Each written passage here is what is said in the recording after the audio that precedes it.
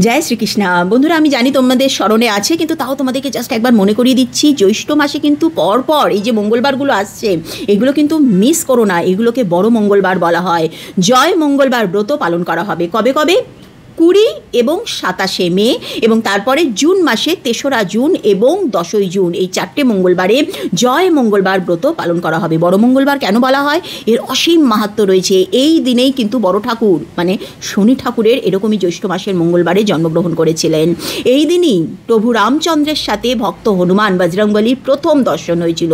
এই দিনেই সাবিত্রী তার স্বামীকে ফিরে পেয়েছিলেন। এই দিনেই ভীম তার যে প্রবল শক্তিশালীর জন্য অহংকার হয়েছিল, সেই অহংকারকে চূর্ণ করেছিলেন হনুমানজি। সুতরাং বুঝতেই পারছো, এই মঙ্গলবারগুলোতে কিছু না কিছু টোটকা আমি আমার চ্যানেলে দিতেই থাকবো। তোমরা প্লিজ যে কোনো একটা টোটকা ভালো হবে, বিশ্বাস করে মন দিয়ে করো, ডেফিনেটলি যে যেটা চাইবে সেটাই পাবে। জয় শ্রীকৃষ্ণ। রাধে রাধে।